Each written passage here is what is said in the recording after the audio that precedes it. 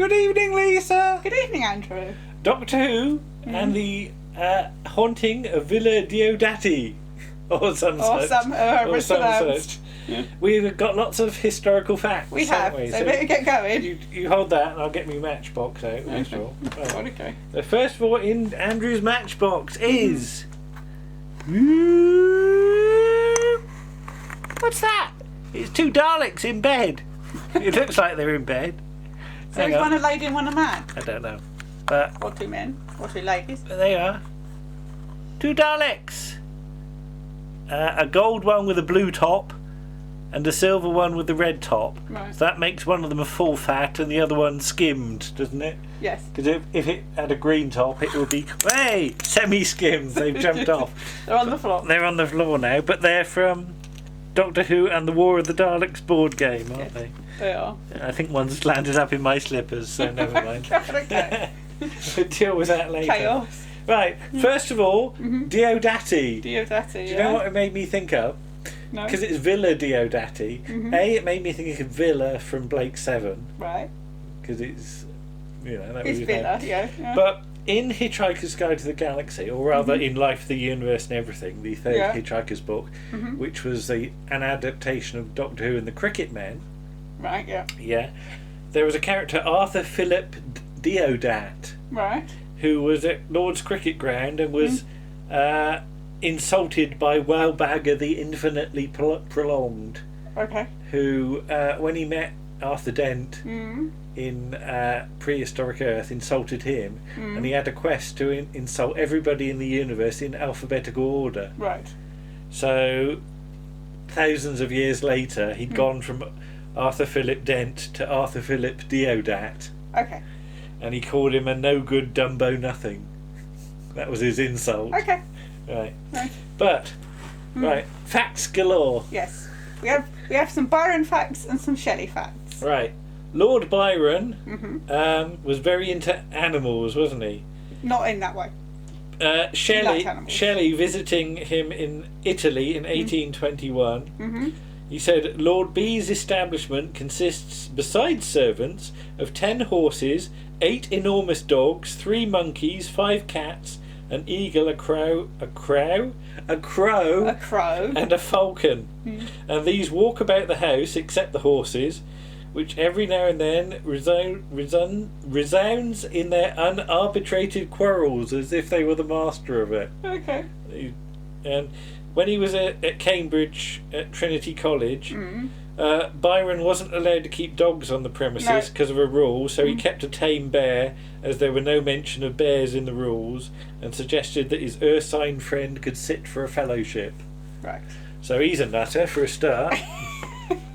Don't think you should use the word nutter. I can use whatever word I like. It's my video. Shelley went to Oxford in 1810, studying chemistry, and took research into the fledgling science of electricity. Right. Providing him with the necessary technical expertise to connect a strong electrical current to the metallic doorknob of an unpopular Dawn. Right. And he was a prankster and would tiptoe along the high street, and whenever he saw townswomen stopping for a chat and they were distracted conversing with each other, Shelley would swap over newborn babies in their prams. Right. And there was a baby in this story. There was a wasn't baby in this story. What we should say is when he electrified the doorknob, it did give the doorknob, the master, a shock. A shock. One other thing left over, but we said about the Ada Lovelace Shelley connection, haven't we? Well, yeah, we have. Not Shelley, Byron. Byron, rather. Babbage. Yes. Getting back to Babbage. All the way back from Spyfall. Yeah. Part 2.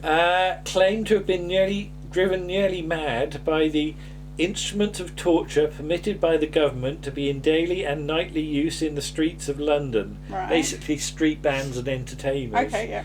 He wrote a pamphlet, a chapter on street nuisances, where he laid out his grievances. His grievances, Desmond. And he listed 165 interruptions he had endured over 90 days from street musicians, including 37 disruptive monkeys. Honestly, you don't get these facts from any other Doctor Who site, do you? No, you don't. But there you go. And you probably don't want them. And you either, probably so- don't care, but my shirt's riding up. Okay. You don't want to see my belly. But what did you think? I thought it was a really interesting story. Creepy. Creepy and atmospheric? And atmospheric. Interestingly directed. Yes. Possibly slightly obvious that there was going to be a Cyberman involved before BBC America blabbed. No, did they blab? Yes. All right. About 2 hours ago. But all the Mary Shelley stuff, people have said, well, Big Finish have done this. And I don't know that, because I've never heard these. We haven't heard those. We might have to listen Yeah. to those at some point.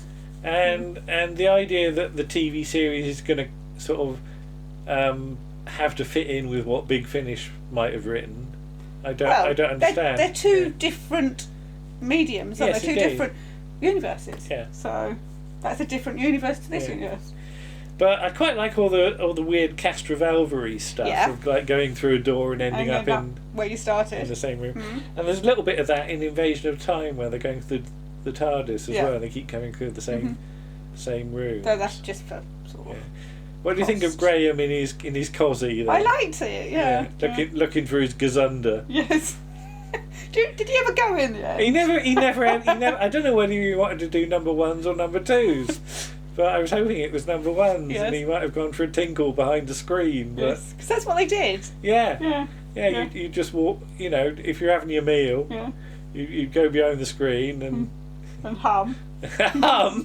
to cover the noise. What would you hum? Whatever you wanted. You go dum de dum dum de dum dum de dum diddly Well, dum. actually, at one point, if you were a woman as well, because they didn't wear underwear at that point, you had Wanton. you had to ask permission from the Queen if you were at the court. So you had to queue, Yeah. and then you'd go and you just stand over the Poe and pee into it. Deary me. Okay, let's get back to the story. Right. We Okay. divulged. I love all the creeping around with candles, because Yes. I always like a candle Yes. scene. Apparently, that was a really hard thing to shoot because obviously candlelight. They had to get different cameras in to Yeah. pick up the detail. Because the whole darkness of it. I mean, Yes. we're sitting here in February, and yeah, we've got the light on in the living room. But I'm wondering whether next should- time we watch it, We should turn the lights we off. should just turn the Yeah. because you know people say about ghost light being dim, but I think this was dimmer, wasn't it? Well, I saw pretty much, Oh, you could see what everything. was going on, but I it's- think it yeah, would pay to watch it yeah, in the dark. yeah. So. And what do you think of the actual Cyberman I design? thought that was really interesting. Really, really very horrible to see the person underneath, obviously dead because of Yeah. the colour of the skin. Because I remember when Star Trek The Next Generation did Best of Both Worlds, which was that 2-part Borg thing. Yeah. And a lot of people in Doctor Who fanzines said this is the Cybermen being done as they should be, showing the actual, Yeah. you know, organic component of it. But yeah, I agree. I really like the sort of half-face stuff that was Several going on. people, as Mary Shelley said. Yeah, yeah. And that really is tied into Frankenstein. Yeah. It's monster. So I nearly said Frankenstein then, like the announcer. Who is Frankenstein's monster is a composite of several different Yeah. people, isn't Yeah. it? He. It. Mm. What do you think of the stuff when it was stalking the baby? That was quite I nicely was like, dark, oh my wasn't it? god! I mean, I knew that obviously they weren't going to kill the baby because But I you thought don't that was kill quite babies. quite effective because I've got a really dark imagination. Yes. And I think you probably have too. Mm. Yeah. And even though nothing is ever comes of it, I like the way it sort of nudges you to think all sorts of Maybe things. that, yeah. Because wasn't there a Seventh Doctor Cyberman story in one of the books, one of the Mike Tucker books, where there was some explanation for what Cybermats were, and They're like babies. they're aren't like they? babies Yeah. or something Is that like Illegal that. Alien? Yes, that's Yeah. the one. Yeah. Was it Mike Tucker and Robert Mike Perry? Tucker and Robert Perry, yeah. Yeah, and I Who remember have that. also helped Sophie Aldred on the book. Oh right, okay. And they're credited. As, All right, they get as everywhere well. then. Yeah. Yeah. But yeah, so I like And he that. broke Steve Roberts' chair, Mike Tucker. Mike Tucker blew up a Dalek He and did. bits of it landed in my drink. Yeah, he's got a long time to And- Mike Tucker. I remember tackling him about that once. He looked deeply scared. Because he like broken health and safety rules. Yeah. Anyway. Yeah. Anyway. Yeah. Well, there you go. But yeah, it was a really interesting story. I loved the feel of it. I loved the period setting. It's interesting to see where we're going next. Well, that's the thing. Is this Because I was starting to think, is this a bit of sort of utopia in that it then three-parter. sets you up for a related two-parter? Yeah. It's not necessarily a three-parter, Yeah. but it's in a way propels like you on Utopia. To the finale. a season final. Yes, and can we just say as well, there's been a lot of discussion on various Twitter pages and things about the supposed 18-month gap between the end of this season and the start of the next. 18 months is too long to wait. Bring back the Doctor, don't hesitate. It's not actually 18 months, because there's going to be a special, presumably at Christmas, Don't know. which is what, 10 months away? Yeah. And then you've got 9 months to wait for the new series. So what a gap. Yeah. So if you're thinking about what can I watch in that time, watch classic Doctor Who. Watch new Doctor Who from the start. Listen to Big Finish. Or indeed anything that we cover. Yeah, or watch Sapphire and Steel. Ooh, that would be a good idea. There's lots of stuff out there. It's not just Doctor Who. There we go. Anyway, but we better stop. Yes. Because we've got a live show to do at 9, haven't we? With the Shy Life podcast. Yes. And we've got to make tea. Yes, I can make tea. All right, okay. Yeah. See you soon then. Okay. Bye-bye. Bye.